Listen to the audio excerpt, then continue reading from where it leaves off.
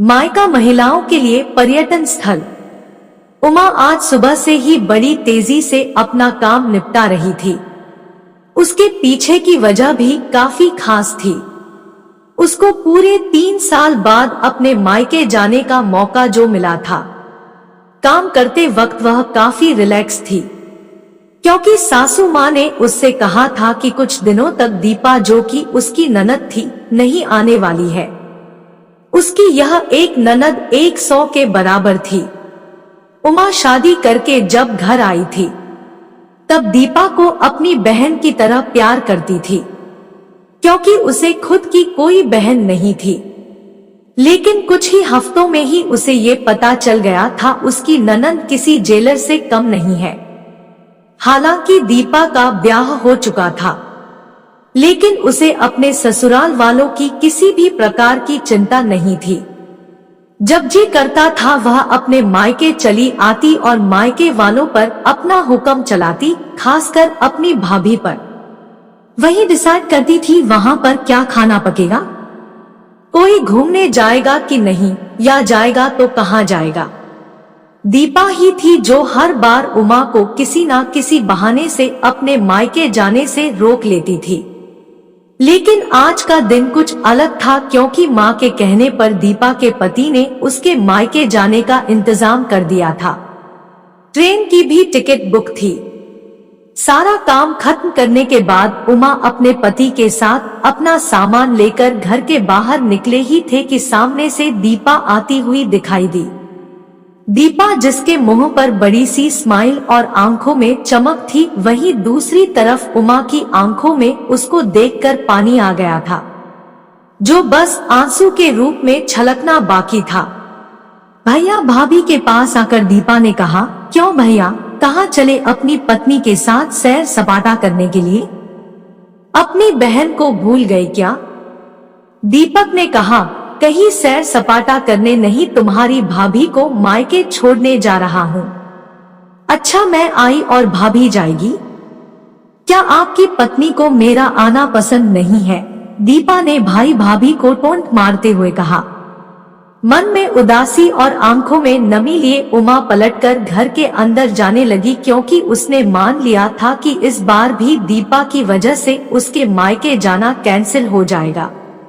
लेकिन तभी सामने से उसकी सांस आई और बोली, तुम दोनों अभी तक रेलवे स्टेशन नहीं गए क्या? गाड़ी के पीछे दौड़ते हुए जाओगे? दीपा बीच में टपकते हुए बोली, यह क्या कह रही हो माँ? मैं आई हूँ और आप भाभी को मायके भेज रही हो। क्या अब आपको मैं इतनी खटकने लगी हूँ?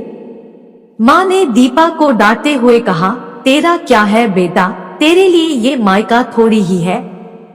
यह तो तेरे लिए एक प्रवास स्थल है, जहाँ तू जब जी चाहे, जब अपने ससुराल में बोरियत महसूस करे आ जाती है। लेकिन वह बेचारी तो ऐसा नहीं करती, बल्कि वह तो जब जाना चाहिए तब भी अपने मायके नहीं जाती। इसलिए उसका अभी मायके जाना बहुत जरूरी है। मैं तेरे या मेरे या किसी और की वजह से उसका इस बार मायके जाना बिल्कुल रद्द नहीं होने दूंगी। पहले यह बता, तू तो कुछ दिनों के लिए नहीं आने वाली थी ना, फिर कैसे आ गई? मैंने तो ऐसे ही कह दिया था। मैं देखना चाहती थी कि मेरे ना आने से भैया खुश होता है कि मुझे बुलाता है, दीपा ने कहा। हाँ हाँ, क्यों नहीं, कोई बुलाए या ना बुलाए, पर्यटन स्थल पर तो हर कोई जा सकता है। अब की बार मेरी बहू को उसके पर्यटन स्थल पर, यानी कि उसके मायके जाने दे। बेचारी ने सिर्फ अपने भाई की शादी देखी है और अब तो उसके भाई को बच्चा भी हो गया है। उसका मुंह तक नहीं देखा उसने। उसे भी अपने हिस्से का सुख भोगने दे, माँ ने दीपा को फटकारते हुए और उमा की साइड लेते हुए कहा। अपनी सास के मुंह से अपने लिए ऐसे शब्द सुनकर उमा की आंखें छलक गई। उसने सास को गले से लगा लिया।